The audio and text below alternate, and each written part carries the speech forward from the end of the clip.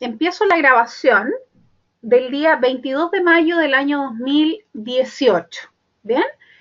Nosotros en la clase pasada lo que hicimos fue desarrollar y profundizar la información respecto de las categorías gráficas. En algún minuto nosotros empezamos a ver, ¿cierto?, el dinamografismo como aquel aspecto de la neuroescritura que nos permite conocer la estructura ósea de una psiquis, por hacer una analogía compatible, pero ahora ya pasamos a la musculatura del cuerpo.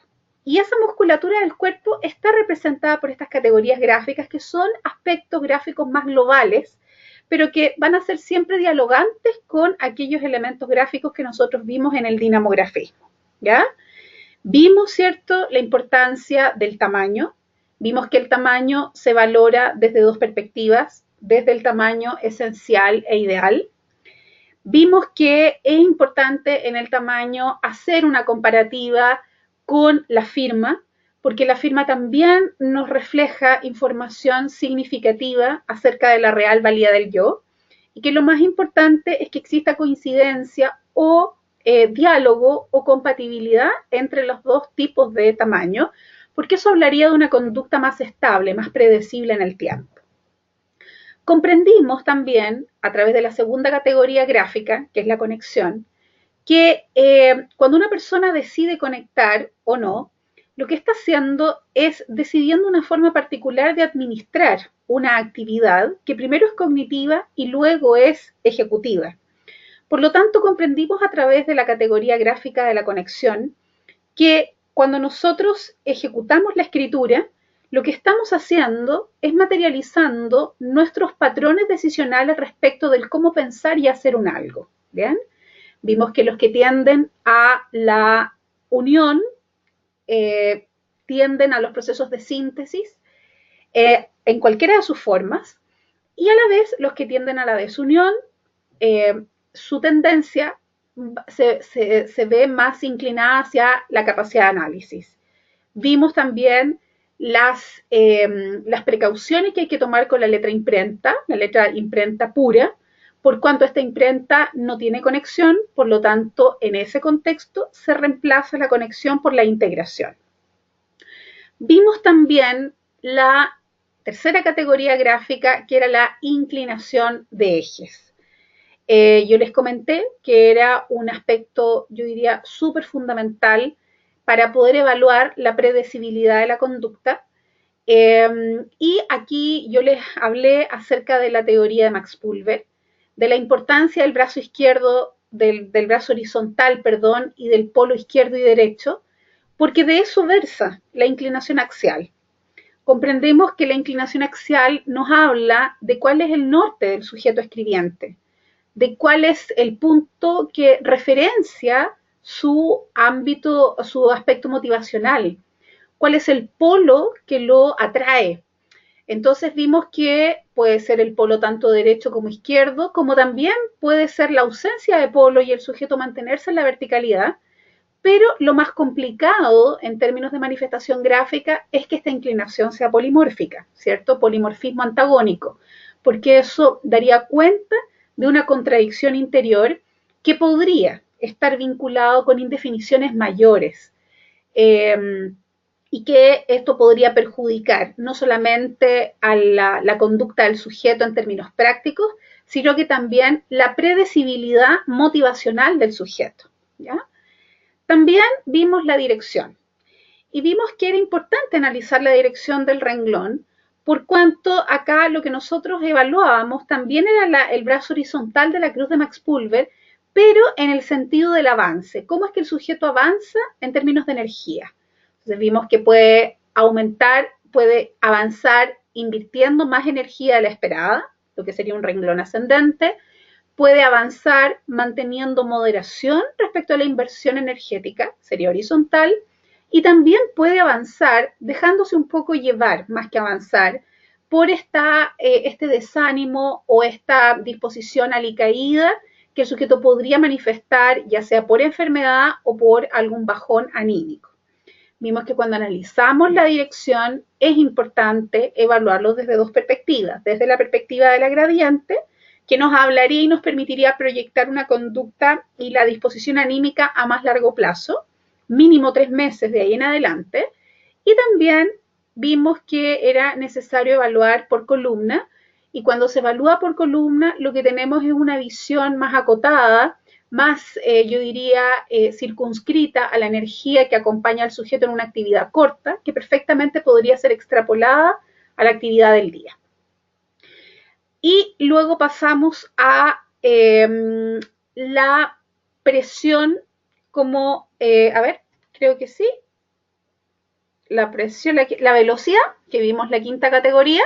Entonces yo les comentaba en términos de la velocidad que era muy importante evaluarla también porque nos hablaba acerca de la rapidez de pensamiento y de acción, pero que la velocidad era necesario analizarla en conjunto con los puntos de las IES. ¿Por qué? Porque ni la rapidez ni la lentitud pueden valorarse de manera significativa si no estoy evaluando en paralelo la capacidad de abordar el detalle según el espectro atencional del sujeto. Si una persona va muy rápido, no me sirve de nada que vaya rápido si se le olvidan las cosas. Y tampoco me sirve que la persona vaya lento si es que obvia muchos aspectos importantes de la realidad. Por lo tanto, para determinar si esa calidad de rapidez es buena o mala, entonces tengo que mirar los puntos de las IES. Y empezamos a ver la sexta categoría, que era la presión. Entonces yo les dije que la presión es una categoría que habla del caudal energético que nosotros poseemos.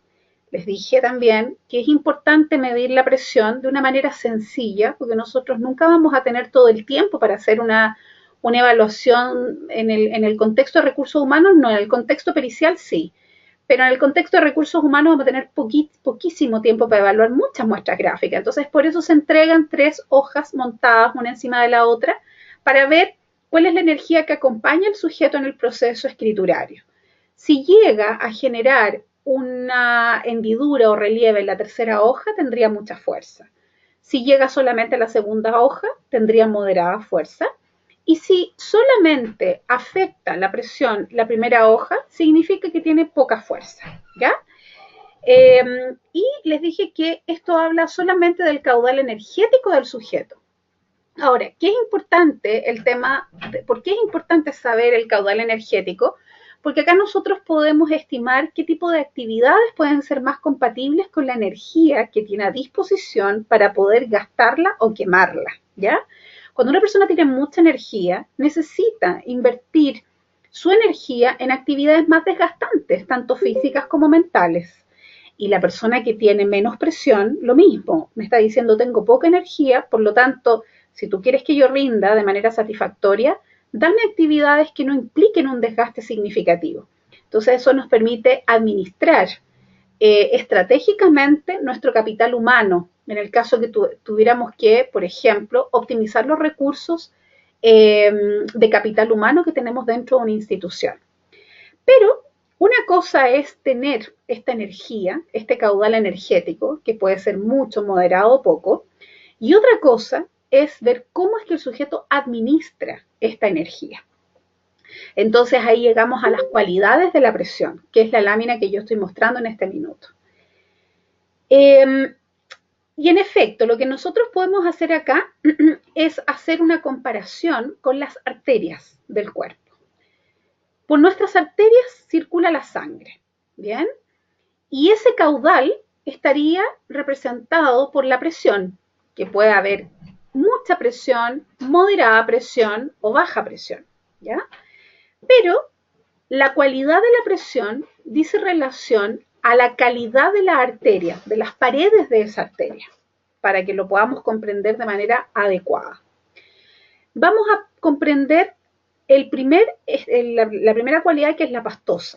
Si ustedes ven la imagen que se asocia a la presión pastosa, es algo así como una hebra de lana que tiene sus bordes irregulares, parece un deshilachado que es propio de una lana, ¿cierto?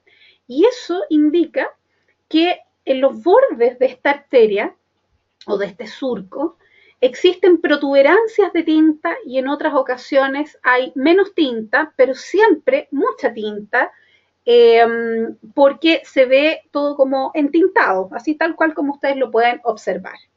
Si esto nosotros lo comparásemos con una arteria real, esto ocurriría como fenómeno en el caso que en esa arteria hubiesen trombos o mucha grasa pegada en las paredes de esa arteria. Entonces, esa arteria no es una arteria homogénea, no es una arteria por donde circule el flujo sanguíneo de manera adecuada, sino que muchas veces ese flujo sanguíneo se ve colapsado en el flujo, en el tránsito, a raíz de estas imperfecciones que existen en los bordes de las paredes arteriales. Yo encuentro que esta es la mejor forma de entenderlo, porque a veces uno dice, ¿por qué esto, o por qué esto se vincula incluso con la presión alta? Literalmente. De hecho, la pastosidad, como cualidad de la presión, se encuentra mucho en personas que están afectas a conflictos cardiovasculares, a la presión alta, a exceso de colesterol en las arterias, etc. Pero también en términos psíquicos y en términos energéticos, nos habla de una persona que a la vez que tiene mucha energía, administra deficientemente esa energía y por momentos puede colapsar, lo que lo torna un sujeto irritable, tendiente a los estallidos de irritabilidad y de ira, de un deficiente control de la ira, ¿ya? Entonces, si no es enfermedad, puede ser definitivamente un deficiente control de la ira, ¿ya? ¿Me van entendiendo lo que significa la pastosidad? Ahora bien, es importante comprender, muy bien, es importante comprender que la pastosidad no es un indicador positivo ni que tiene funcionalidad alguna. No tiene ninguna funcionalidad la pastosidad. La pastosidad o nos sugiere alguna patología física o lisa y llanamente nos sugiere que el sujeto tiende al descontrol, no regula el control de sus emociones y de su energía. Por lo tanto, puede tener un comportamiento más brutal con los demás o poco cuidado, ¿ya? Si nosotros nos vamos al opuesto, ¿podemos ver algún ejemplo? Sí, Paola, se los voy a mostrar. Primero lo voy a definir y luego se los muestro. Nos vamos al opuesto, que sería la brisada. Si nosotros analizamos el hilo gráfico brisado, nos damos cuenta que hay sectores, de partida todo es presión baja, ¿cierto? Porque la presión es muy sutil, pero hay sectores en que la presión prácticamente se difumina. Y se difumina a tal punto que pareciera o que operaría como una brisa marina, ¿ya? Por eso se llama brisada. Entonces acá pasa lo contrario que en el caso anterior. Es decir, si esta fuera una hebra, también sería una hebra de lana, pero sería una hebra frágil, que podría cortarse en cualquier momento. Entonces, si por ahí está pasando el flujo sanguíneo, evidentemente esa arteria también puede colapsar, pero no por los trombos, sino por la fragilidad de las paredes. Y esa fragilidad de las paredes puede hacer que la arteria se corte definitivamente y eso promueva la ausencia de flujo. Y si hay ausencia de flujo, el sujeto muere, así de sencillo. Porque nosotros no podríamos vivir si es que se suspendiera nuestro flujo sanguíneo en todo nuestro cuerpo. Entonces la presión brisada nos dice atención, porque aquí esta persona de alguna manera nos está sugiriendo que hay momentos en que para su energía al punto como si estuviera muerta. Ahora, puede ser muy excesivo lo que estoy diciendo, pero ¿hasta qué se traduce en términos prácticos? Se traduce que una persona con tendencia a la presión brisada podría colapsar fácilmente en un trabajo, podría tener verse superada por situaciones de estrés, enfermarse, pedir constantes licencias, o definitivamente también podría ser que de un minuto para otro deja de hacer lo que estaba haciendo. Y siempre por una debilidad que puede ser física o psíquica. Entonces, la escritura brisada no es un buen indicador tampoco.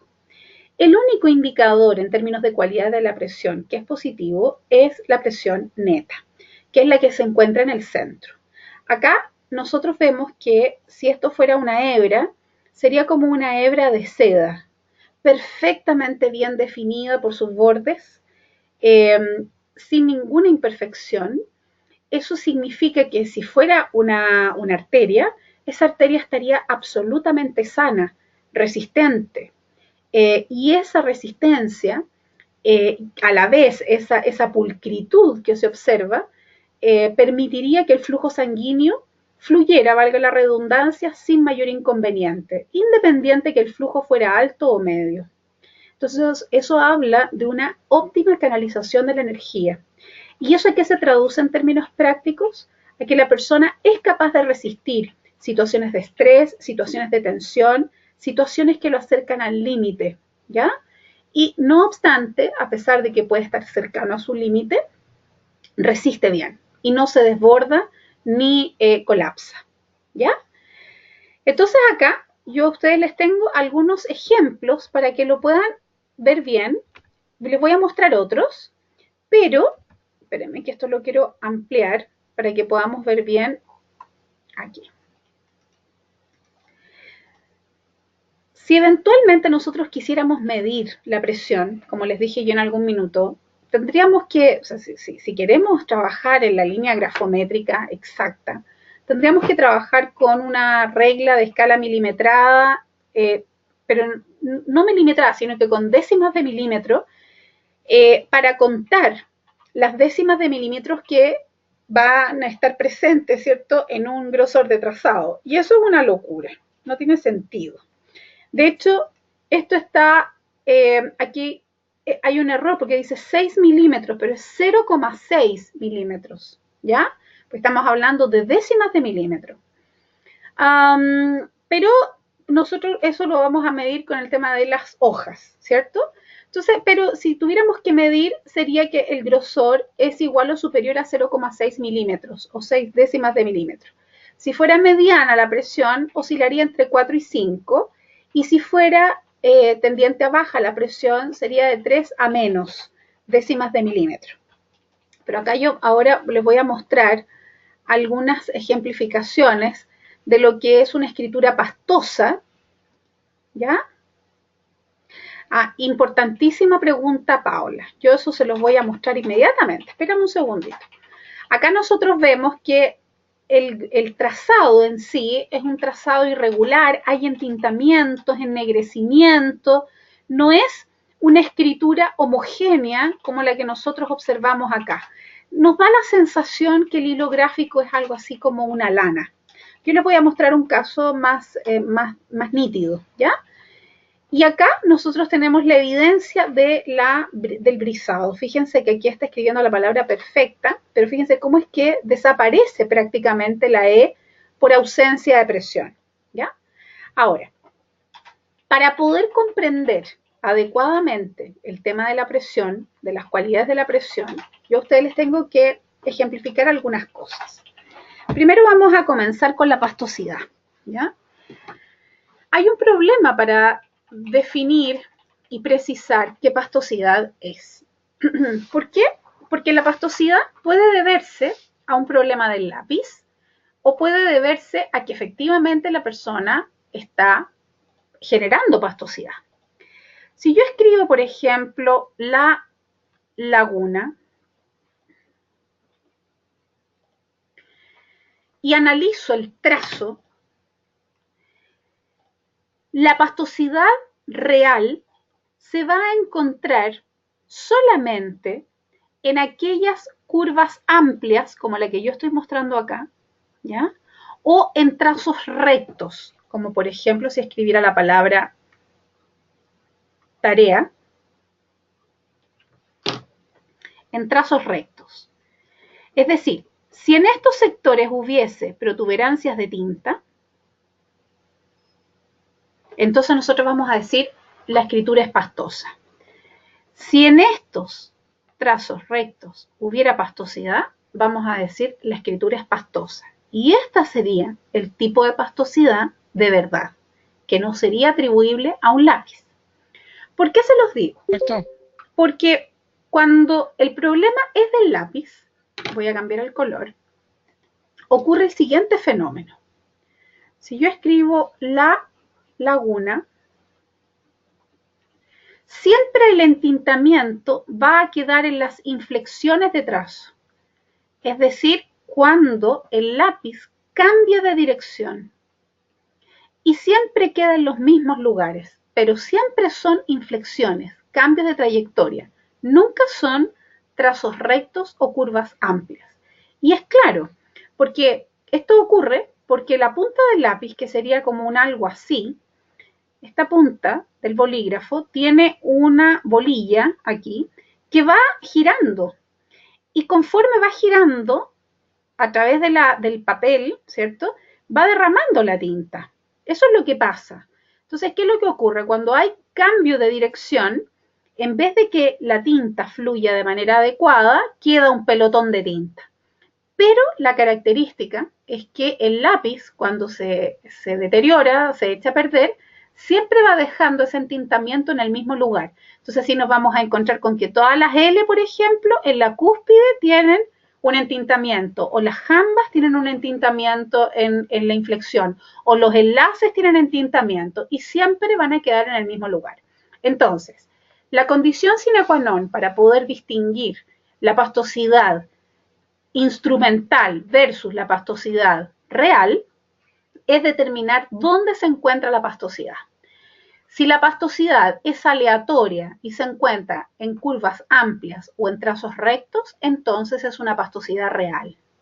Si la pastosidad se encuentra en inflexiones o en cambios de trayectorias de curvas muy cerradas y se cumple un patrón, es decir, siempre estamos viendo que el lápiz entinta exactamente en el mismo lugar, vamos a decir que es una pastosidad instrumental.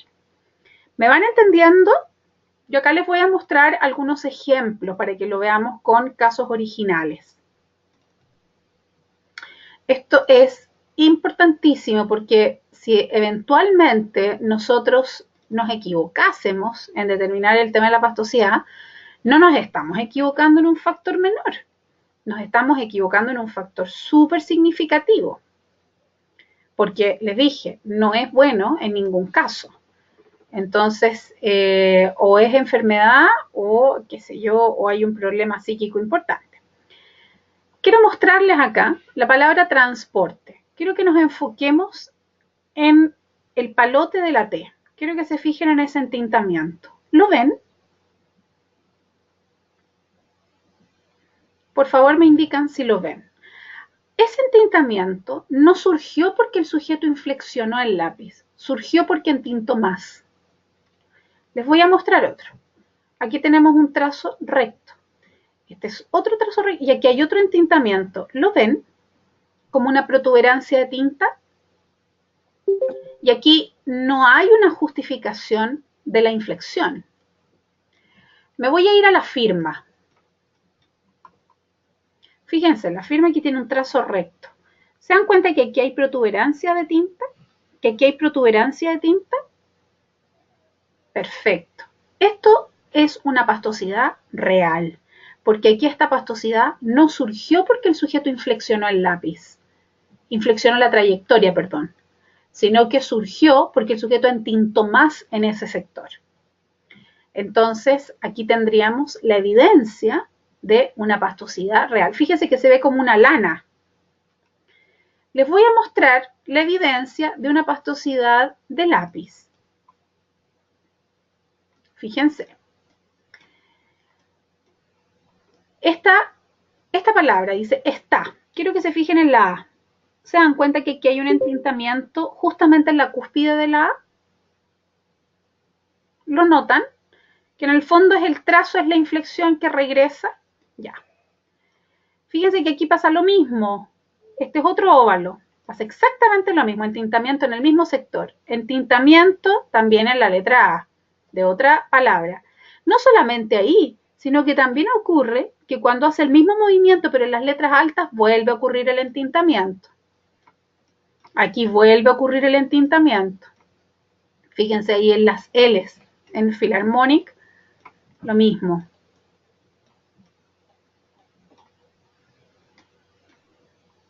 Aquí en la O, fíjense, cómo aparece ahí el entintamiento. Aquí en la A de solitario. Y así sucesivamente. ¿Se dan cuenta lo que es que cumple un patrón perfecto? Se da siempre en el mismo lugar. Aquí, letra A, siempre en el mismo lugar. Y siempre van a ser inflexiones. Ese lápiz estaba bien malo, claro. Te vas a encontrar con muchos que son así. Y hay que saberlo distinguir. Fíjate ahí la letra L. Aquí lo mismo. Entonces, este es un lápiz bastante precario, ¿cierto? Pero nosotros vemos que se da ese patrón.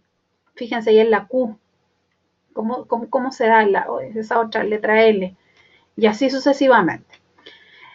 Entonces, cuando nosotros nos encontremos con que las pastosidades quedan en un mismo lugar, cumpliendo, haciendo las veces de un patrón, y que queda justamente después de una inflexión, justamente, o sea, el sujeto cambia la trayectoria y ¡pum!, viene el derramamiento de tinta, entonces vamos a decir, esa es una pastosidad instrumental, ¿ya? Entonces no es pastosidad de verdad. Fíjense que aquí en éxitos pasa lo mismo en la O. Y así, podría seguir en el 9. Miren, mismo movimiento. O sea, ese lápiz es un tema de lápiz. Ya. Ahora bien, para otro aspecto que hay que descartar a la hora de medir la pastosidad son los son los rasgos de inicio. Fíjense acá, tenemos una firma. Esta es algo así como una A. Y aquí vemos una protuberancia de tinta hacia el inicio. Aquí también vemos una protuberancia de tinta hacia el inicio. Aquí también vemos una protuberancia hacia el inicio. Normalmente eso también ocurre cuando el lápiz está malo, ¿ya? Entonces, para evitar problemas o para evitar errores diagnósticos, entonces nosotros vamos a eliminar y no vamos a valorar jamás los rasgos de inicio en términos de pastosidad. ¿Por qué? Porque existe la duda razonable de que estos rasgos de inicio sean consecuencia de un lápiz defectuoso. ¿Lo van entendiendo? Les voy a mostrar una vez de buena calidad para que vean la...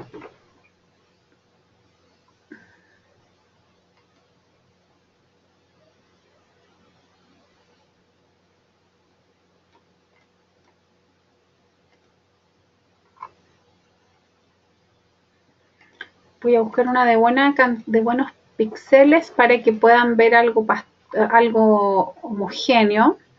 Bueno, por ejemplo, esta sería una escritura neta, ¿ya? Presión neta, porque el grosor de trazado es bastante homogéneo en toda la trayectoria, ¿bien? Y no me va a importar que existe ahí como un leve entintamiento en la cúspide de las letras L, porque ya sabemos que si eso se da de manera constante es más un tema del lápiz, ¿ya?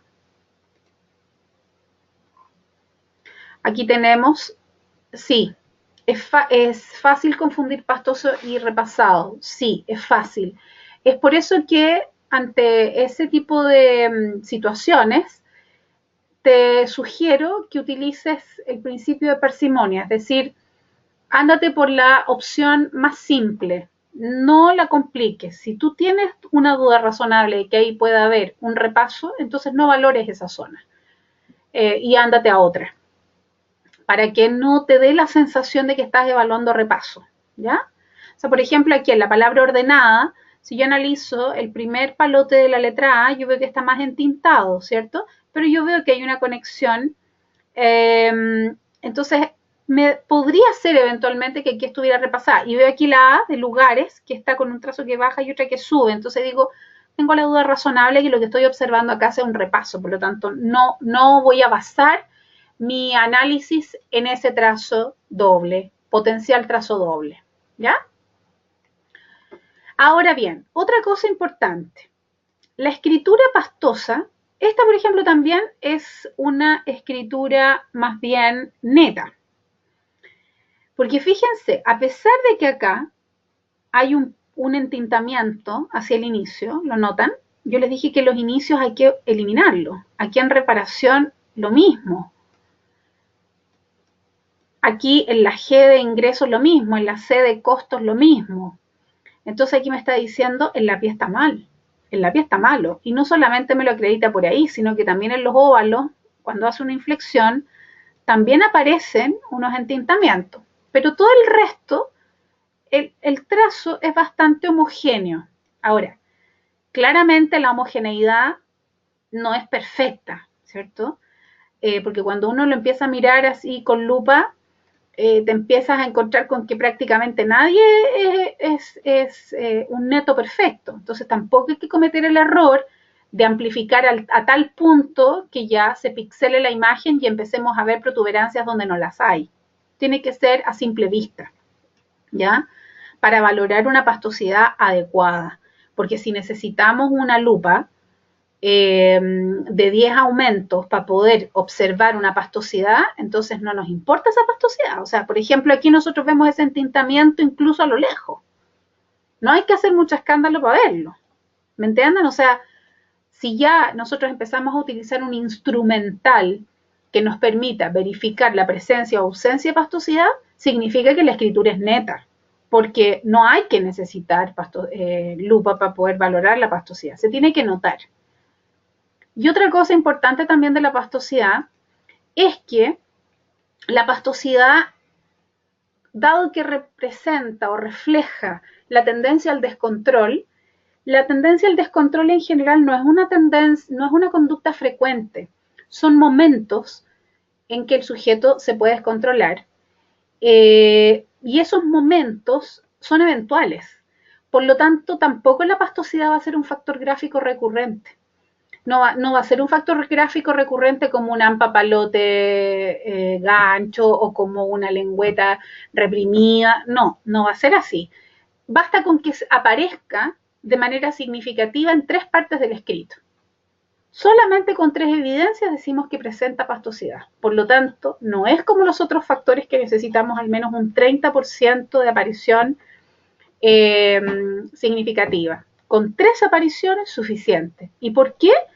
Porque la pastosidad en sí no refleja una conducta repetitiva, siempre va a reflejar una conducta eventual, porque la tendencia al descontrol, salvo en situaciones, por ejemplo, que la persona sufra, no sé, pues sufra delirio y a lo mejor sea una persona agresiva en su comportamiento y tenga cero juicio de la realidad, bueno, podría ser el caso, pero dudo que una persona así vaya a escribir incluso. Difícilmente una persona así va a escribir. Pero ya descartando esa posibilidad, en general, con 3 apariciones, incluyendo la firma, o sea, podrían haber 2 en el cuerpo de escritura y 1 en la firma, y ya tendríamos elementos para decir, ok, la pastosidad está presente. Pero se tiene que ver de manera, se tiene que valorar de manera a simple vista. No tenemos que utilizar instrumental, lupa, para valorarla, porque si ya estamos necesitando lupa, significa que la escritura es neta. Si yo acá, por ejemplo, analizo esta escritura que había pasado, esta. Aquí inmediatamente uno ve presión alta, ¿cierto?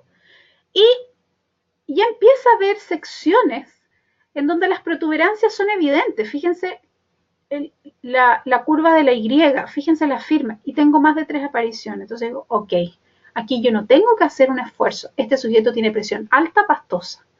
Así de sencillo, rápido.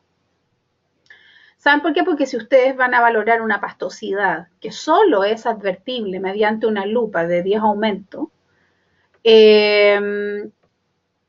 sí, es sutil, es sutil. Hay que ir trabajando, porque mira, yo te diría que al principio uno se asusta con la pastosidad, pero con el tiempo tú le aprendes a poner el ojo a la trayectoria del trazado. Claro, esta expresión alta y a la vez es pastosa, porque siempre para valorar la presión tú vas a tener que analizarla bajo los 2 rieles, tipo de presión y cualidad de la presión. Claro, eso va a tener que ser un elemento que se entrene, ¿ya? Hay que ponerle ojo a la trayectoria del trazado, ya no hay que mirarlo solamente como cuánto en tinta, sino que hay que seguir el hilo gráfico. Y a la hora de seguir el hilo gráfico tú te empiezas a encontrar con imperfecciones. ¿Te fijas? Entonces tú dices, mira, aquí hay protuberancia, aquí hay otra protuberancia, aquí hay otra protuberancia, porque ahora yo ya estoy mirando el hilo gráfico. En general uno no tiene ese tipo de mirada, no la hace así, ¿ya? Entonces, y con 3 apariciones sería suficiente. Entonces, es por eso que yo la semana pasada no quise ver la pastosidad al tiro, porque merece la pena abordarla de manera más profunda para poderla comprender, ¿ya? Ahora, nosotros vamos a aprender que a la vez el sujeto que tiene letra pastosa, y no es por un tema de enfermedad cardiovascular o afines, sino que es porque el sujeto tiende al descontrol, lo vamos a ver ratificado en otros elementos gráficos. O sea, este sujeto, por ejemplo, tiene presión alta, lo que indica un caudal energético exuberante. Vemos que tiene muchos puntos de choque, que eso no lo hemos visto todavía, pero eso habla de invasión del espacio ajeno. Vemos que la firma es invasiva al texto, también eso habla de descontrol. Vemos que es una letra arcada, que eso tampoco lo hemos visto todavía, pero la letra arcada habla de ocultamiento de aspectos desfavorables de la personalidad, etcétera, etcétera, etcétera. Entonces vemos que si es de haber descontrol, van a haber otros elementos dialogantes también.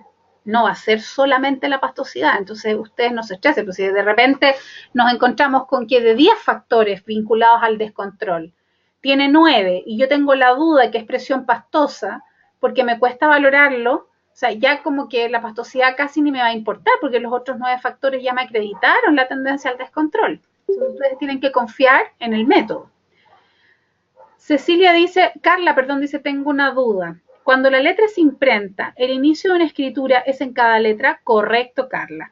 Es el comienzo de la trayectoria gráfica. Comienzo de la trayectoria gráfica. Y Wandy dice, en la letra transpone, ¿sería pastosidad instrumental? Es que claro, si es que transpone no es algo que nos interesa.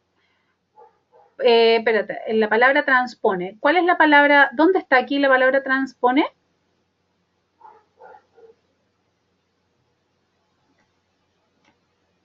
Ay, no lo veo, pero bueno. Ah, transporte neumático. Espérate. No, aquí esto es pastosidad de verdad. Porque está en un trazo recto, que puede ser ese o ese. Ahora, eso sí puede ser una pastosidad instrumental. Ese como hilo que quedó. Pero yo incluso apostaría a que no, fíjate tú, porque esto es un trazo que hizo casi en el aire, pero en algún minuto ahí entintó y está en un trazo recto, no está en una inflexión. ¿Ya? Entonces, instrumental es cuando es atribuible al instrumento. Esta, por ejemplo, es instrumental, porque está en el inicio de la trayectoria. Entonces, normalmente ocurre que cuando yo pongo el lápiz en la hoja, ya sea porque estoy comenzando la primera palabra o porque estoy escribiendo la primera letra de una palabra o la segunda, da lo mismo, pero es inicio de trayectoria, entonces yo lo voy a descartar, porque a veces en ese posicionamiento del lápiz en el papel se genera el destello de tinta. ¿Ya?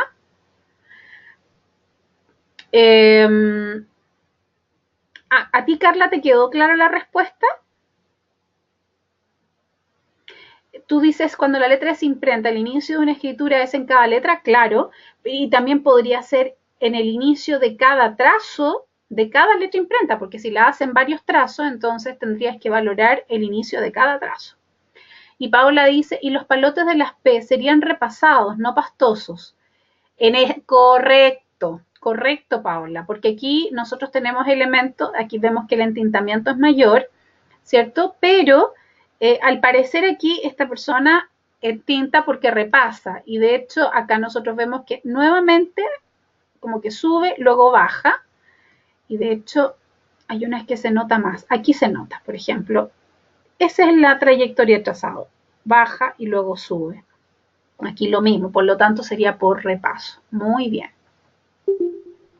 Excelente. ¿Ya? ¿Lo van entendiendo mejor? Entonces, como les decía, no es tan fácil, pero tampoco es un imposible. ¿No? Uno tiene que aprender.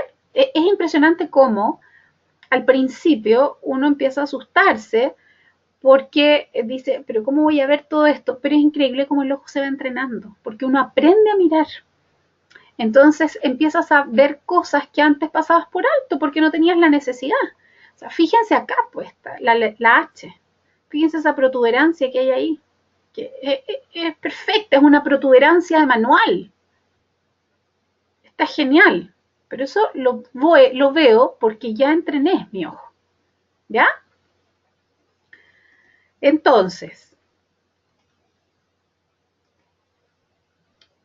teniendo claro eso, ya sabemos cuál es la categoría de la presión. Recuerdo que la presión se valora siempre desde dos rieles analíticos. Uno, tipo de presión, que puede ser alta, media o baja, y eso lo vamos a valorar en términos simples a través de las tres hojas montadas, una encima de la otra. Y evidentemente un lápiz calibrado. Ya les hablé del bolígrafo calibrado. Tiene que ser un lápiz Bic azul o negro, punta gruesa, nuevo, que haya sido utilizado durante 10 segundos para que el lápiz entre en calor y la tinta fluya sin mayor conflicto. Luego de eso se le entrega al escribiente. Así, bajo esa rutina, podemos utilizar un tercio de esa tinta, porque a partir del segundo tercio de la tinta del lápiz Bic tradicional, el lápiz se daña y empieza a arrojar pastosidad instrumental. Por lo tanto, los lápices se botan solo después, o sea, después de haber utilizado el primer tercio de su tinta. Ya no nos van a servir para la prueba por lo pronto. Eso nosotros lo hemos constatado en distintas pruebas que hemos hecho acá en IMPEC. ¿Ya? ¿Estamos claros, cierto? Bien.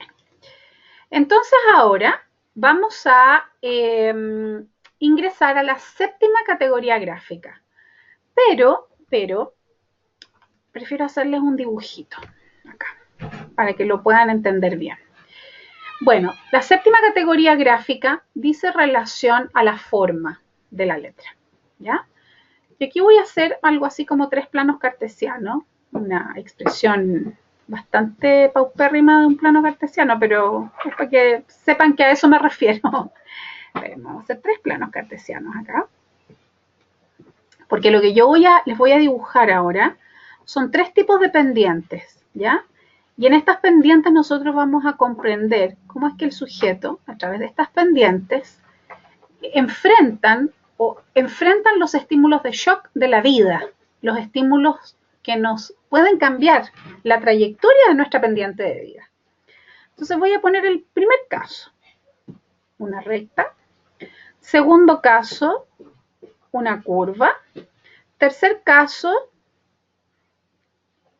una pendiente de línea angulosa. Y voy a poner el estímulo de shock en esta parte de la pendiente. Ahí. Ahí. Y ahí. Ya. Esto a ustedes les va a permitir, esta analogía, les va a permitir comprender lo que mide la categoría gráfica forma, ¿ya?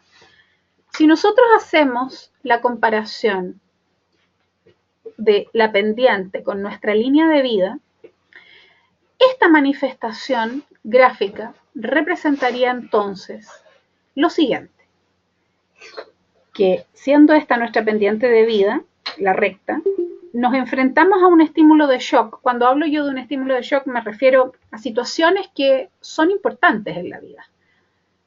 Para todos las cosas importantes son distintas, ¿cierto? Pero hagamos de cuenta que salgo de la casa y me encuentro con que hay un accidente en la carretera. Hagamos de cuenta que me contaron una noticia que cambia en qué es lo que yo quiero invertir, por ejemplo. Cuestiones importantes, que son trascendentes. ¿Qué es lo que le pasa al sujeto que tiene una predilección por las líneas rectas? Nos dice, mira, yo a pesar de que puedo enfrentar situaciones que son estímulos de shock, yo no pierdo mi trayectoria. Yo no pierdo la linealidad de mi trayectoria. Tanto es así que no dejo que ese estímulo de shock me haga perder mi objetivo. porque yo partí acá y mi objetivo era llegar acá. Por lo tanto, yo no voy a permitir que este estímulo quebrante mi trayectoria.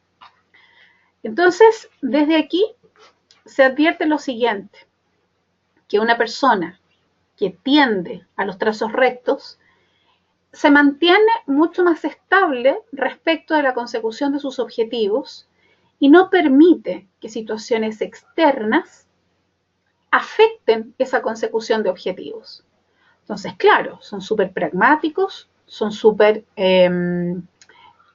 funcionales al sistema, ¿cierto? Pero muchas veces no se detienen por situaciones que para ellos son nimias o que atentan la consecución del objetivo, pero que para otros pueden ser importantes. Entonces, corren el riesgo de transformarse en sujetos indolentes o que no se dejan afectar o sensibilizar por requerimientos emocionales externos, ¿ya? ¿Por qué? Porque no le afecta y sigue adelante porque su fin último es llegar al objetivo. La historia es súper distinta en la curva, porque este sujeto que sale de su casa, ¿cierto? Manifestado a través de esta pendiente, se enfrenta a un estímulo de shock y entiende que las cosas cambian, que ya la realidad no es la misma de antes. Entonces está dispuesto a cambiar su trayectoria, pero va cambiando su trayectoria de manera paulatina. Dice, bueno, si hay un accidente, voy a buscar otra calle y voy a buscar la forma, voy a llamar a la oficina, voy a avisar que voy tarde y que a lo mejor es tan complicado el problema que no voy a alcanzar ni siquiera a llegar, entonces voy a tener que programar mi tarde de otra manera, a lo mejor voy a tener que trabajar con el celular desde el auto, o sea, empieza a generar un nuevo recorrido como consecuencia de la adaptación que tuvo a este estímulo de shock. Pero la característica de esta pendiente es que no estuvo afecta a un cambio brusco. O sea, se dio la posibilidad de que su cambio fuera paulatino.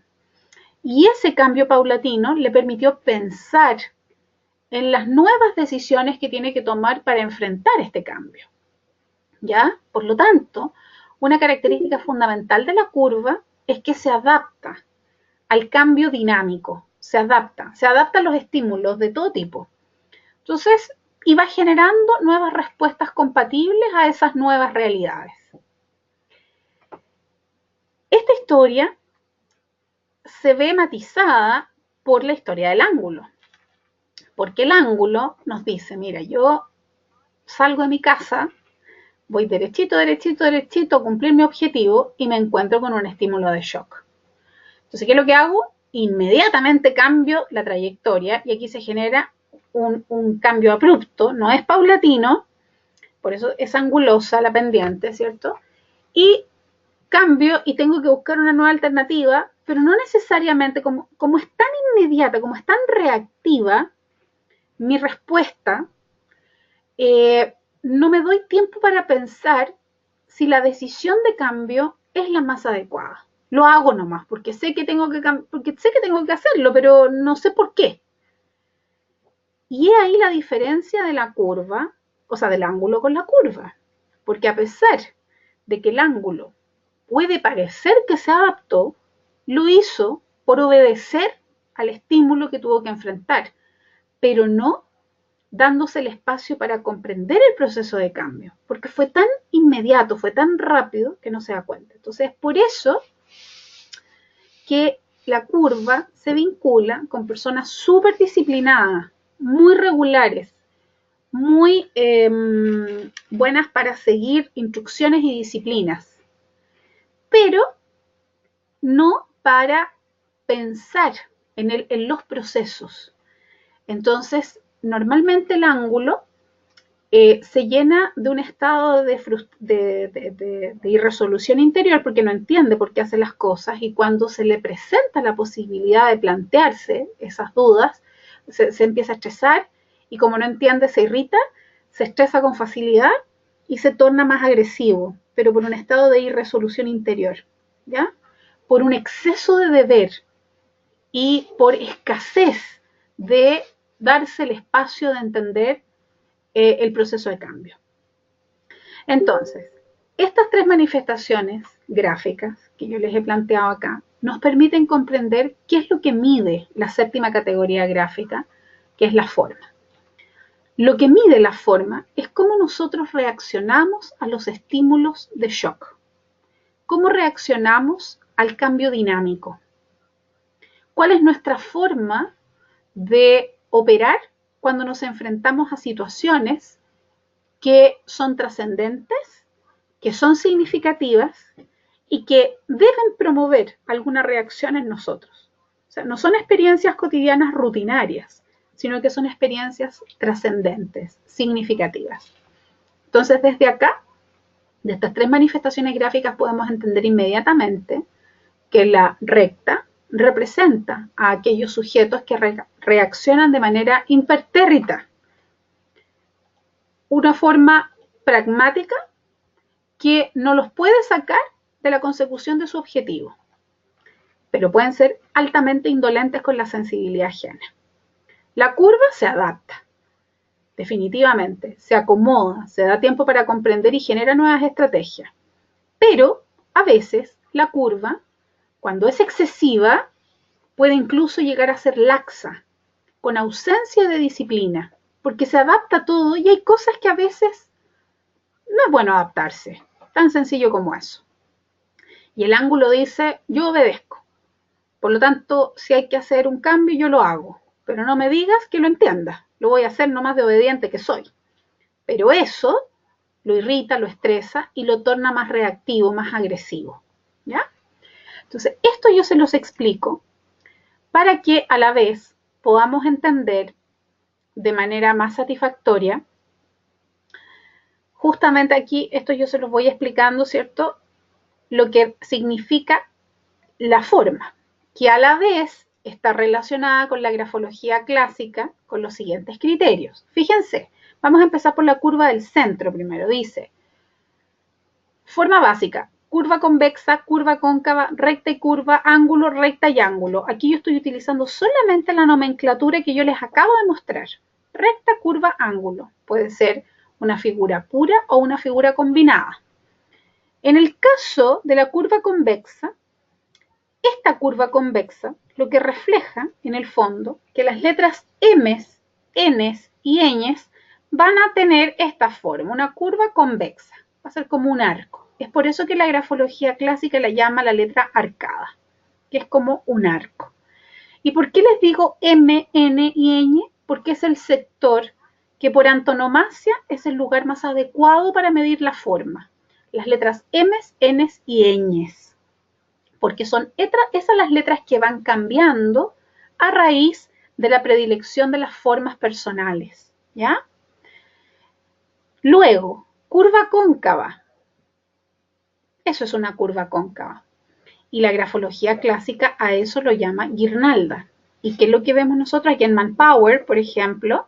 Vemos que las letras M están hechas como U's, la N está hecha como U's. Y en el caso anterior, las M's están hechas en arcos, ¿ya? Acá, ¿por qué recta y curva? Fíjense que aquí esta es una M, forma. Entonces aquí esto prácticamente es una recta con una leve curvatura. Entonces, en vez de hacer una curva o una forma bien definida, aquí dice tranquilo, fíjense que eso es una N. Prácticamente es una recta tipo curva. O sea, que inflexiona levemente la trayectoria. Entonces, esta persona que tiene la tendencia a estirar la forma de las letras M, N y Ñ es porque tiene un predominio de rectas y curvas incipientes, más rectas, y esto en la grafología clásica se le llama la forma filiforme, de filo, de hilo, ¿ya? En el caso del ángulo tenemos que las letras M y N se transforman en dientes filudos. Entonces el montículo se transforma y se transforma en un ángulo perfecto. Y esto en la escritura, en la grafología clásica, se le llama letra angulosa. Y el último caso vemos que la recta y el ángulo está presente en las Ns y Ñs porque de alguna manera cada montículo, si bien es cierto, genera un arco, es más rectangular, es más cuadrado en su cúspide, porque lo que hace en el fondo es hacer como cuadrados de los montes. Y estos cuadrados son nada más y nada menos que la unión de rectas y ángulos. Entonces, a este tipo de letra se le llama letra cuadrada.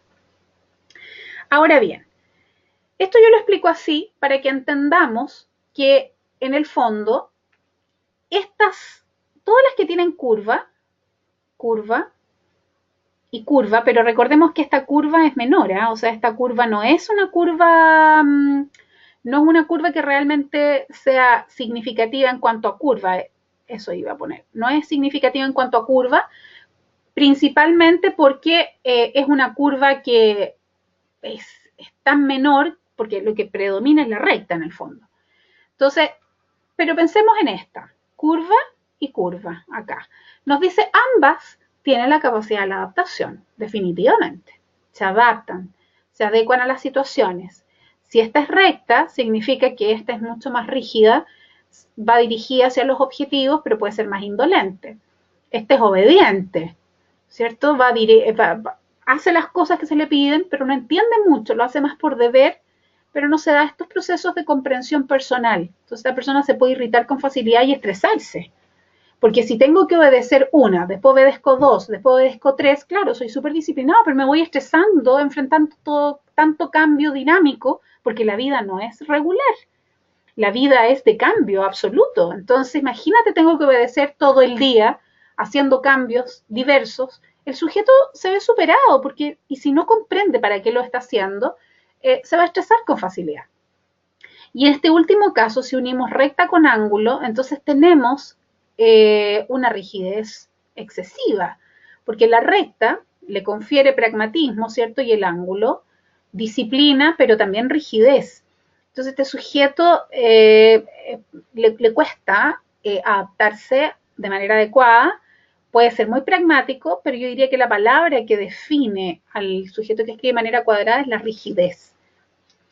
Ahora bien, de todas estas que yo les he explicado, voy a hacer una distinción con la arcada y la guirnalda, ¿ya? Porque a pesar de que las dos representan la capacidad de adaptarse a las situaciones medioambientales, hay una diferencia simbólica entre las dos. ¿Y cuál es la diferencia? En el caso del arco, aquí voy a tener que cambiar esto, lo voy a cambiar al Paint. Ahí.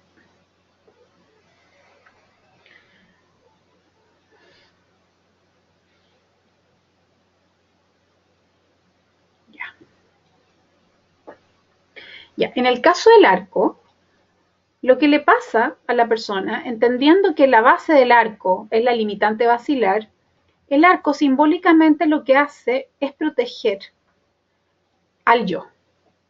En cambio, en la guirnalda, el yo queda expuesto. Entonces, ¿qué es lo que pasa?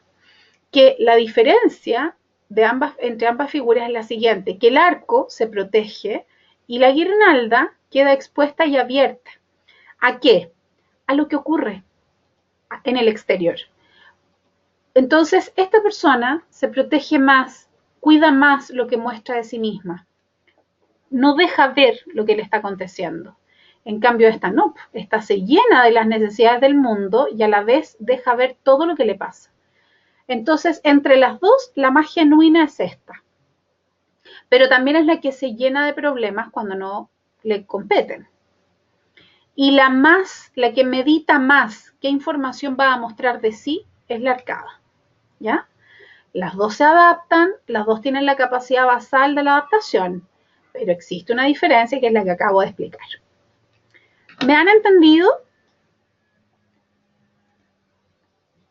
Perfecto. Muy bien.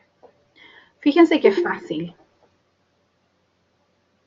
Entonces, con esto damos por terminada la séptima categoría gráfica y ahora vamos a pasar a los intrazados, pero después de nuestro break.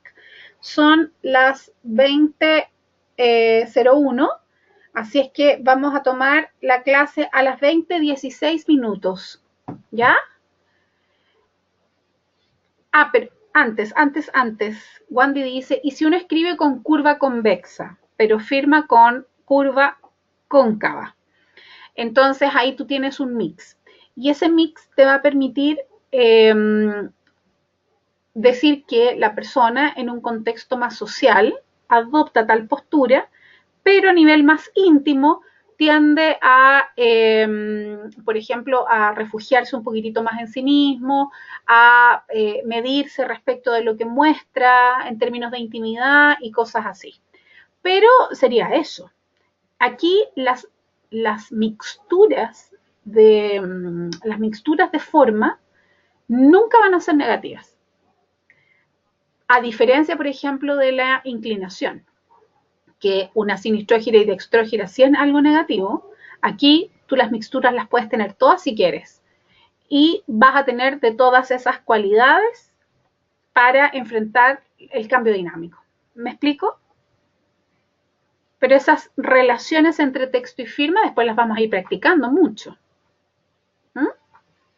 Ahora, también es importante considerar que la firma se va a poder evaluar en forma si solo si tiene figuras que se homologan a las M's, N's o Ñ's.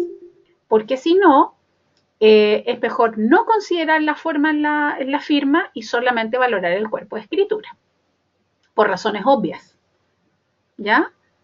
Entonces eso también lo vamos a ir practicando, pero ya cuando estemos en la práctica propiamente tal. Por lo pronto me interesa que a ustedes les quede claro lo que es la forma y las diferencias entre una y otra.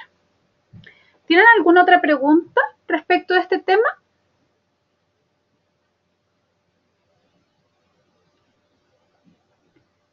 Bien, supongo que no hay preguntas. Entonces, siendo las 23, nos vamos a tomar 15 minutitos y retomamos a las 20:18. ¿Ya? Así es que vayan a tomarse un cafecito, a resetearse y nos vemos en 15 minutitos más. Yo voy a pausar la grabación. Reanudo las grabaciones y retomamos la información. Habíamos llegado a la séptima categoría gráfica, que era la forma, y les comenté que es importante, ¿cierto?, revisar las letras M, N y Ñ, porque son aquellas representaciones gráficas que es más fácil evaluar la forma por su forma en sí, porque es una curva. Entonces la pregunta en el fondo es, ¿mantiene la curva, la transforma en recta, la modifica a ángulo? Y si mantiene la curva, ¿es cóncava o es convexa? Entonces por eso es un sector interesante para poderlo evaluar. Ahora, Wandy me hizo una pregunta y después me quedé pensando, yo dije, esto merece una explicación mayor, porque cuando nosotros analizamos las firmas, ¿ya? Hay que considerar que ya sabemos, ¿cierto?, que las firmas pueden tener pueden ser de tres tipos. Si es una firma pura, hagamos de cuenta, voy a escribir igual la palabra, el nombre Laura. Si es una firma inclusión rúbrica, o si es una firma rúbrica pura, ya. Entonces, la pregunta es cómo evalúo la forma si es que no tengo M's, N's y Ñ's, ¿cierto? Porque cómo yo podría valorarlo de manera adecuada. Pues bien, en el caso, por ejemplo, de la firma pura, que la persona firma como Laura, no tenemos ninguna N, Ñ o M. Entonces, ¿qué sectores serían adecuados para medir? Los enlaces, ¿ya? Porque los enlaces de por sí son curvos. Entonces, aplicando la misma lógica de seleccionar un elemento gráfico que, de acuerdo al referente modélico, es curvo, podemos entonces elegir los enlaces que son siempre curvos y ver si es que el sujeto mantiene la curva o si lo transforma a ángulo, que podría ser algo así, por ejemplo, ¿ya? Y acá solamente podríamos ver que está la curva o el ángulo, porque la filiformidad implicaría a lo mejor una prolongación del trazo inicial y final. Podría ser, ¿ya? Ahora, en general, siempre en la neuroescritura nosotros debemos optar por el camino más simple, no el camino más complicado. Eso es un principio de parsimonia que rige para los efectos de la psicología en general. que el principio de parsimonia plantea el hecho de que para buscar una respuesta o para buscar una solución, no solamente hay que optar por el camino simple, sino que por la respuesta probable más simple. Normalmente va a ser esa, no la más complicada. Entonces aquí tenemos que hacer exactamente lo mismo, es decir, no vamos a medir la forma en el sector más complicado para medirla, lo vamos a medir en el sector más simple para medirla. Entonces, si yo tengo una firma pura, significa que estoy escribiendo de manera semejante al texto. Entonces, en el texto tengo muchas M, N y ñ, y con eso es suficiente, salvo que se note que hay una diferencia bastante evidente de curva-ángulo, por ejemplo.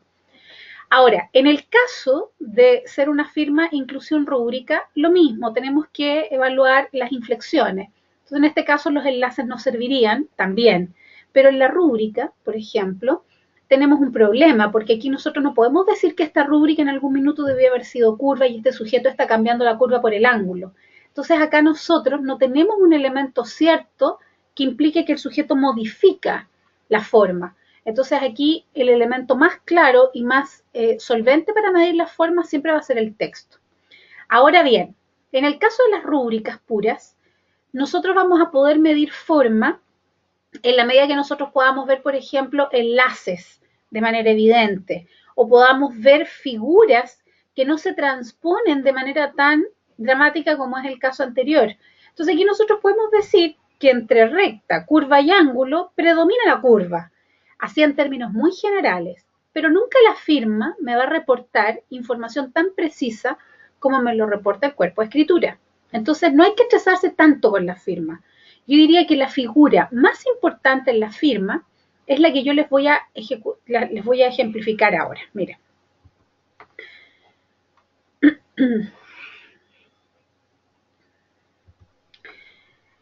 Cuando nosotros tenemos un cuerpo de escritura curvo, pensemos que tenemos un cuerpo de escritura curvo, todo el cuerpo de escritura curvo, la persona me está diciendo que tiene la capacidad para adaptarse y flexibilizar ante diversos estímulos del medio ambiente. Pero si es una firma angulosa, como la estamos viendo acá, me está diciendo que a nivel interno es una persona mucho más rígida, mucho más intransigente que lo que muestra en sociedad. Entonces, aquí, en esta combinación, en esta única combinación, nosotros podemos decir que esta persona en sociedad, que es el texto, se muestra de manera más mejorada, más flexible, que se acomoda más, que acepta más las diferencias de lo que realmente es y le pasa. Por lo tanto, esta es una combinación que muchas veces refleja hipocresía, ¿ya? Pero también lo he visto en personas que muchas veces utilizan estas estrategias de adaptabilidad social a modo de ser aceptados, ¿ya?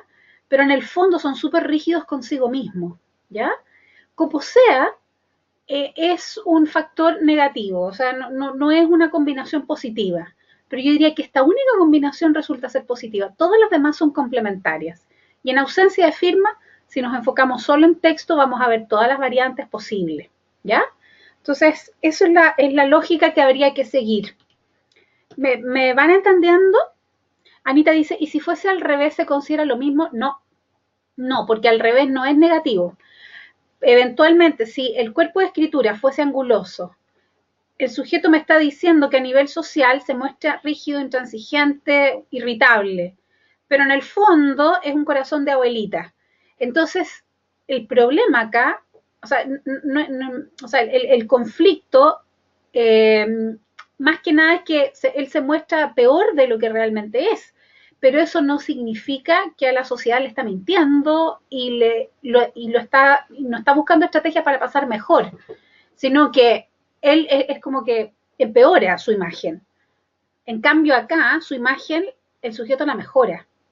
Entonces, por eso que podría estar vinculada a la hipocresía, pero también podría ser una estrategia compensatoria de una rigidez interna excesiva y que el sujeto se transforme en un sujeto sufriente en el fondo, pero que se muestra súper adaptable y todo, pero hace un esfuerzo enorme porque no es así, ni siquiera es así consigo mismo. ¿Ya? Entonces eso es lo que hay que considerar de la forma. Ya. Ahora vamos a pasar a la octava categoría gráfica, que es la legibilidad. Hay que considerar que la legibilidad es un aspecto bastante subjetivo, ¿ya? ¿Por qué? Porque en rigor el que puede leer muchas veces no lee porque la letra sea legible, sino porque ha desarrollado la capacidad de leer jeroglifos. O sea, eso pasa. Pasa mucho con los químicos farmacéuticos o la gente que trabaja en la farmacia, que tú le pasas una receta a un médico que tú no entiendes nada y ellos entienden perfecto lo que dice.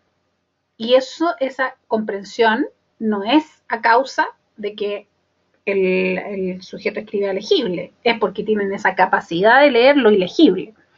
Entonces hay que entender que la legibilidad es un elemento subjetivo, ¿ya?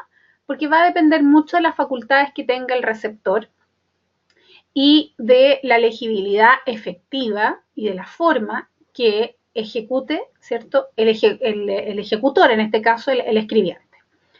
Ahora bien, si independiente de ese factor subjetivo, la legibilidad permite algo, que la letra se pueda leer, ¿cierto? Que la palabra se pueda comprender. Entonces, la legibilidad tiene una finalidad, que es que la escritura pueda ser leída y comprendida. Por lo tanto, la legibilidad establece un nexo con el otro. Es por eso que la legibilidad tiene, en términos de, o sea, claro, en términos psicológicos, habla de la empatía, de que escribo legible porque me interesa que el otro me entienda. Es decir, voy a escribir las cosas de tal manera que el otro me debe entender, es decir, me pongo en algún minuto en el lugar del otro. Entonces, pero como la legibilidad tiene un aspecto subjetivo, no solo depende de mí, también depende de la facultad del otro.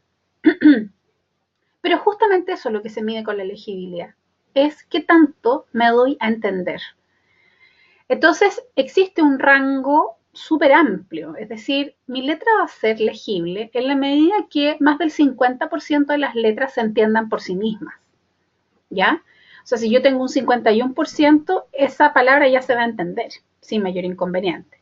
O sea, va a ser letra ilegible cuando menos del 50% de las letras no se entienden por sí mismas, ¿ya?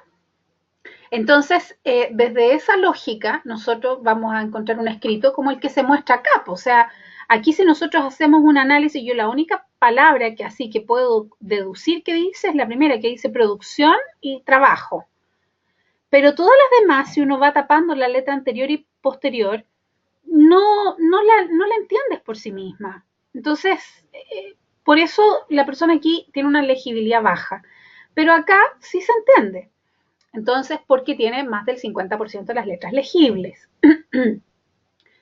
¿Me van entendiendo? Entonces, aquí me están haciendo pregunta. Dice, yo tengo en el texto el orden. Sí, efectivamente, lo que pasa es que el orden se compone de varios subfactores, que es legibilidad, ejecución, espaciamiento, y eso lo vamos a ver ahora. Es la categoría gráfica más larga. Anita dice, ¿la ilegibilidad podría ser no quiero mostrarme tal cual como tal? Sí, efectivamente. Ahora, podría ser, no es que la persona lo haga de manera consciente, porque por ejemplo aquí también hay una teoría que explica el por qué los médicos escriben con tal grado de ilegibilidad. Y mientras más trabaje con el dolor o con disciplinas que están más cercanas al dolor físico de los pacientes o de la muerte, más ilegibles son sus escritos. Es decir, un médico oncólogo, por ejemplo, tiene una letra mucho más ilegible que un médico pediatra. Los pediatras en general tienen una letra bastante legible y redondita, más comprensible. Entonces, ahí la teoría es que el médico lo que hace, a modo mecanismo, qué sé yo, de estabilidad psíquica, es que establece un corte entre él y el paciente, porque si él empatizara con el sufrimiento ajeno, no podría seguir trabajando, se enfermaría. Entonces tiene que tener la capacidad de poner una traba. Claro, es justamente Wandy, dice, es lo que hablabas de la conexión con el otro, tal cual. Entonces, la teoría más plausible es que los médicos tienen ese grado de ilegibilidad como mecanismo de defensa para mantener su estabilidad psíquica en atención a que atienden el dolor y el sufrimiento ajeno, porque un médico no atiende la salud, en el fondo atiende la enfermedad, el conflicto. Y hay una relación directa entre aquellos que trabajan con niños, por ejemplo, o son odontólogos incluso, pero que tienen que ser más sensibles y tienen que generar una apertura respecto del paciente por la vía de la sensibilidad, tienen letra más legible. Y los médicos que están, por ejemplo, los forenses, los oncólogos, los que trabajan más cercanos a la muerte con el dolor del otro, tienen letra más ilegible. Entonces, es por eso que esa es la teoría más plausible. Porque no es menor y eso pasa en todos los países. Natalie dice, para algunos casos es posible solicitar a un escribiente que redacte lo más legible posible. No, no hay que precisar que sea lo más legible posible, dado que nosotros de partida no vamos a analizar el contenido, ¿ya? Y nos interesa, en el fondo, cuando analizamos el dinamografismo, analizar las variables evaluativas. Entonces, a nosotros no nos va a interesar si es una D, una L o una H, si es que estamos viendo una ampalengüeta. Pero cuando midamos legibilidad, vamos a elegir aleatoriamente del escrito 3 palabras como mínimo, o un máximo de 11, por ejemplo, y vamos a elegir las palabras más largas, pero las vamos a elegir no por el contenido en sí, sino porque son más largas. Y ahí, solamente ahí vamos a medir legibilidad. Entonces, si el sujeto es legible, la idea es que surge esa legibilidad de manera espontánea. Y si lo es, también que surge de manera espontánea, no condicionarlo a que corrija, mejore o optimice algo, porque como este es un factor tan subjetivo, es bueno dejarlo así tal cual, sin, para que no haya sesgo. ¿Ya? Natalie dice, lo digo porque yo trabajo con reclamos y fraudes. Ah, bueno, pero es que es distinto, porque en ese caso, tú lo que estás pidiendo es que el cliente especifique de manera clara y nítida su reclamo, ¿cierto? Pero esa no va a ser una muestra gráfica que tú vas a utilizar, esa no va a ser una muestra gráfica válida para ti, porque aquí hay que mantener un proceso de toma de muestra que tiene que ser el correcto, porque si no, tú no vas a estar evaluando lo que pretendes evaluar. ¿Me explico? Entonces ahí claramente tú sí puedes pedir lo que sea legible, porque no vas a utilizar ese escrito como objeto de estudio para tu análisis psicológico. Ahora, Carolina dice, en el caso de la evaluación, ¿es sospechoso que el sujeto no ponga cuidado en hacerse comprender? Claro, no es que sea sospechoso, no, porque en realidad no se puede inferir a raíz de la ilegibilidad dolo, ¿ya? No tiene relación con el dolo, sino que tiene relación con el no generar el nexo con el otro. En el fondo la persona te está diciendo, sí, pongamos que la persona no es médico y escribe con una ilegibilidad tremenda. El sujeto te está diciendo en tu cara que no le interesa que le comprendas, porque a él le deben haber dicho en innumerables ocasiones que tenía una fea letra. Entonces, al sujeto no le interesa. Entonces, esa persona de alguna manera está mirando con desdén algo que tú vas a tener que hacer, tu propio trabajo, que es la posibilidad de entenderlo. Entonces, normalmente esas personas son muy frías, poco empáticas, poco cercanas y muy poco preocupadas de que el otro, de facilitar el trabajo del otro. O sea, yo diría que eso es lo más complejo. Pero eso podría ser muy funcional en ciertos escenarios laborales. Wandy dice, son esas personas que sirven para trabajar solo y son súper ejecutivos. Exactamente. O que tienen que cumplir roles en que no deben dejarse llevar por la sensibilidad o por las emociones. Imagínate una persona que sea contratada o una, no sé, alguien que tenga que despedir gente, por ejemplo, o bajar los sueldos, cosas así, que dan noticias complicadas y que te dé lo mismo lo que te digan, que tú tienes que ejecutar, no más el cometido. Bueno, no es fácil, pero ahí sí serviría, por ejemplo. me van entendiendo entonces, pero no hay que considerar que la ilegibilidad es sinónimo de dolo, no tiene relación. Perfecto. Ya, entonces, es un factor, como les digo, subjetivo, porque nosotros, fíjense, vamos a medir, vamos a elegir de una muestra gráfica a través de la gradiente de la conciencia, un mínimo de 3 palabras, un máximo de 11, siempre las palabras más largas, y vamos a ir tapando la letra anterior y la posterior, y vamos a ir analizando letra por letra. Si más del 50% es legible, entonces yo voy a decir es una letra legible. Si más del 50% no es legible, entonces voy a decir no es legible. Pero fíjense que lo vamos a estar valorando nosotros con nuestra capacidad. Por lo tanto, hay una subjetividad ahí. De todas formas, independiente de lo subjetivo, es un factor que a pesar de que nosotros lo midamos con error, esa subjetividad es necesario capturarla. Porque una persona que escribe legible, les aseguro que va a salir cercano al 80%. Entonces hay un margen en que nosotros podemos transitar por pseudo posibles equivocaciones que es bastante amplio. Entonces no hay que complicarse. Ahora, si el sujeto eventualmente fuera completamente ilegible, y no solo eso, sino que además tuviera letra filiforme, ¿qué es lo que le pasa a este caso, por ejemplo? O sea, esta letra, fíjense, las M, las N y las ñ las tiende a filiformear, como que las estira un poco. No están tan, algunas, no todas, pero se nota una tendencia al filiformeo. Entonces esta persona me dice, ¿sabes qué? Yo te estoy diciendo por 2 vías que a mí no me interesa que tú me entiendas. O sea, yo no me pongo en tu lugar. Tú ponte en el mío. Yo voy avanzando. Es rápido. ¿Me van entendiendo? Entonces, la persona me lo indica por varias vías. Entonces, ahí nosotros vamos a tener que ser capaces de entender que van a haber varios indicadores que me van a hablar de la empatía. Entonces, no hay que angustiarse cuando no seamos capaces de medir con satisfacción uno, porque van a haber otros elementos que me van a orientar para saber finalmente la decisión que tomo. ¿Ya? Ya, entonces esto me importa que quede claro y se puede sacar o no un promedio a través de la gradiente de la conciencia, porque en general normalmente salen porcentajes semejantes, ¿ya?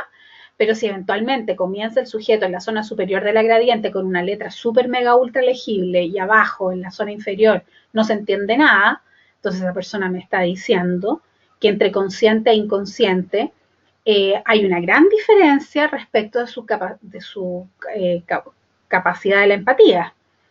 Ahora, eso en general no ocurre, ¿ya? No ocurre a ese nivel. Yo no he visto ni una vez que eso haya ocurrido, ni siquiera en personas que tienen trastornos de personalidad o patologías, ya formalmente trastornos de la alteración en la estructura de la personalidad. No he visto. Pero por si acaso, igual eso se podría hacer. Por lo tanto, en general, este es el factor que más promediable es a lo largo de la gradiente de la conciencia. ¿Ya? Ya, nos vamos al otro aspecto del orden. Ya, esto requiere una explicación un poquitito mayor. Vamos a leer primero lo que dice aquí.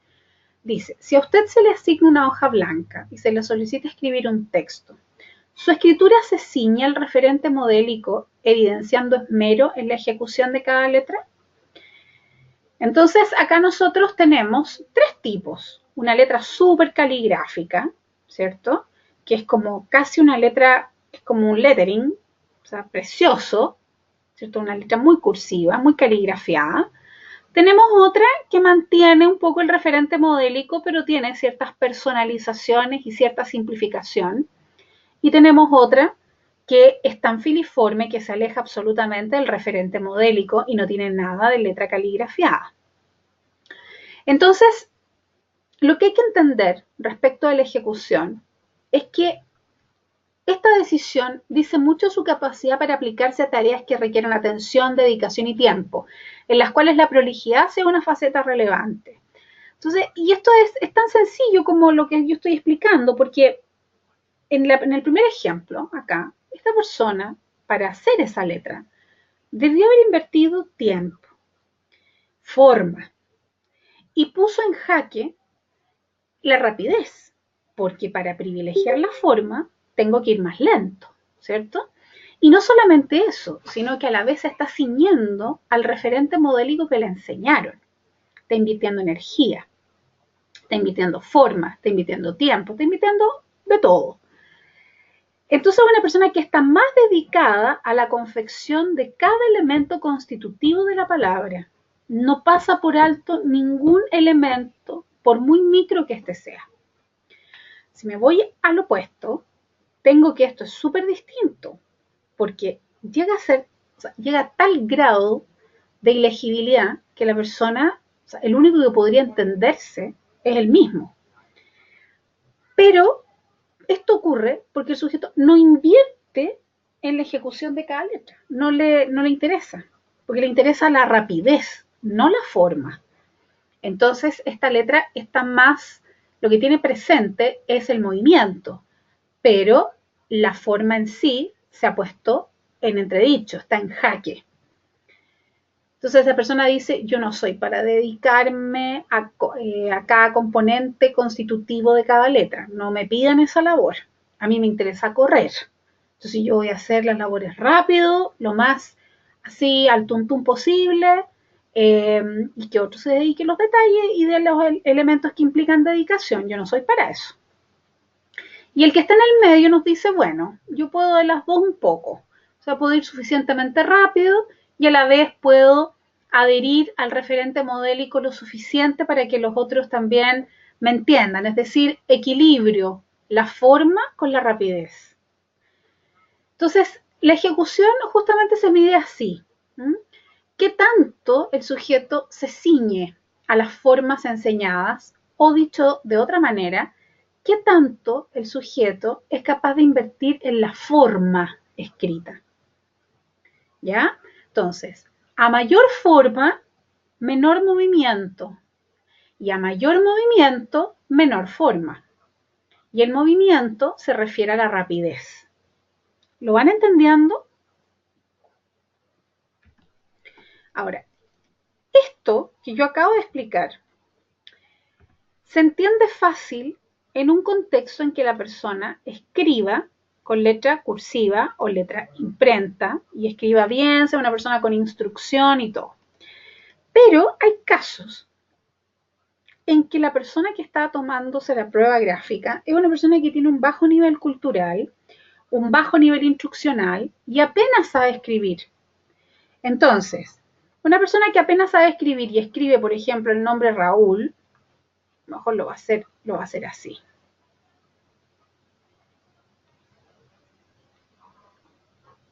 Ya, pensemos. Que está tratando de escribir.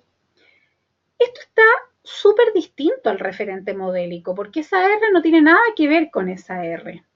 Esa A, esa U y esa L tampoco están en concordancia con el referente modélico, porque esta L la hizo fragmentada, la U la hizo montada con la L, y esta, bueno, podría ser, pero también está fragmentada. Como sea, no son letras que se ciñen al referente modélico, son letras que están precariamente ejecutadas. Pero a pesar de la precariedad en la que están ejecutadas, el sujeto invierte en la forma, se esmera en ejecutar cada tramo de cada letra. Por lo tanto, esto también sería ejecución alta, a pesar de que no está ejecutada de acuerdo a un referente modélico. Entonces, en el fondo, lo más importante para medir la ejecución no es compararla con una tipografía, sino que calificar si la escritura tiene predominio de la forma o tiene predominio del movimiento.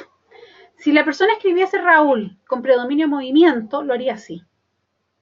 Entonces pone en jaque la forma para dar paso al movimiento o a la rapidez. ¿Lo van entendiendo? Entonces no quiero que se confundan con el tema del referente modélico, porque no siempre vamos a poder saber cuál es el referente modélico que se utilizó cuando se les enseñó a escribir, o a veces vamos a evaluar a gente con bajo nivel instruccional que sabe escribir pero de manera precaria.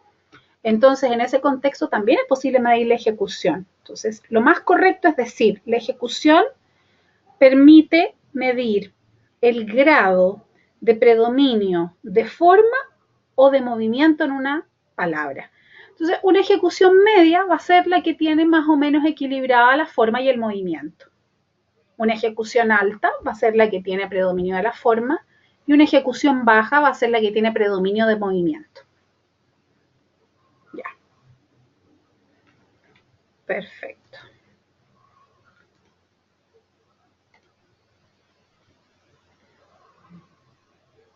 Ya. Entonces, vimos los dos factores más sencillos del orden. Ahora nos vamos a ir a los intrazados. Los intrazados son todos los espacios que van quedando como consecuencia de lo que se trazó precedentemente. Estos intrazados son los conocidos espaciamientos, interrenglón, interpalabra e interletra. Pero antes de profundizar en el intrazado, hay que hacernos la siguiente pregunta. Si a usted se le asigna una hoja blanca y se le solicita escribir un texto, ¿cómo decide organizarlo? Sé que tenemos dos alternativas. Entonces tenemos dos alternativas que son extremas, las dos.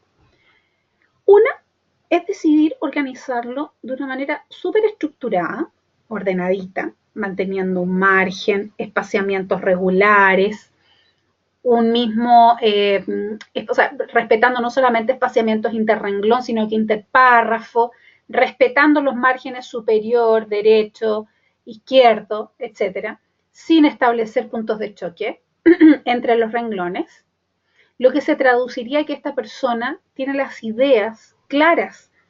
Es por eso que ejecuta con esa claridad, porque tiene una estructura decisional ordenada. Pero hay otros que cuando deciden administrar los recursos en una hoja, lo hacen de manera caótica. No respetan necesariamente los márgenes, los espaciamientos son irregulares, los espaciamientos no son compatibles con las prolongaciones de las letras, es por eso que hay puntos de choque. La firma es invasiva al texto. Entonces vemos que esto está caóticamente administrado, lo que se traduciría a que esa persona, ni más ni menos, sus ideas son así de caóticas, porque no hay acción sin una directriz cognitiva previa. Entonces esta acción es compatible con una directriz cognitiva que hable exactamente de lo mismo, de desorden, ¿ya? Pues bien, esa decisión dice mucho de qué tan ordenadas están sus ideas antes de plasmarlas y de cómo se autorregulan los ambientes. ¿Por qué la autorregulación? Por un tema muy concreto, la hoja es blanca. No tiene ninguna pauta, ninguna línea, ninguna consigna. Pero nosotros debemos escribir recordando todas las normativas implícitas que están en la escritura. Que en Occidente se deja margen, se trabaja de izquierda a derecha, que hay espaciamientos interpalabra, que hay espaciamientos interrenglón, que hay espaciamiento interpárrafo, que tiene que haber un espacio suficiente entre firma y cuerpo de escritura, etcétera, etcétera, etcétera. Hay un orden implícito en la escritura. El punto es que como es una hoja blanca, la pregunta que nos estamos haciendo es cómo es que el sujeto se ordena cuando las normas no son evidentes, sino que es él el que se tiene que autoorganizar. Entonces, por eso, el evaluar el orden en una hoja blanca significa medir la autorregulación, ¿ya? Entonces, no es menor este factor. Yo diría que es uno de los más importantes. Acá yo hago una analogía. Digo, un renglón escrito se relaciona con una actividad compleja que se compone de un conjunto de acciones que tienen un orden cronológico. Para que esta actividad se haga efectiva, cognitivamente se requiere implementar la capacidad de organización, secuenciación y correlación, ¿cierto? Por consiguiente, el orden entre renglones implica una buena administración de esas tres habilidades. También un renglón ocupa una superficie en la hoja, condición que le asigna un derecho espacial para expresarse. Por lo tanto, la transgresión de esos espacios implica invasión de la superficie ajena. Ya. Entonces, ¿qué tenemos acá? Por una parte, tenemos que el renglón es una actividad que tiene un decurso cronológico, ¿cierto? Pero el renglón no es la ejecución de una escritura sin sentido, sino que hay palabras que se concatenan con un sentido lógico. Cada oración tiene la finalidad de expresar una idea profunda, ¿ya?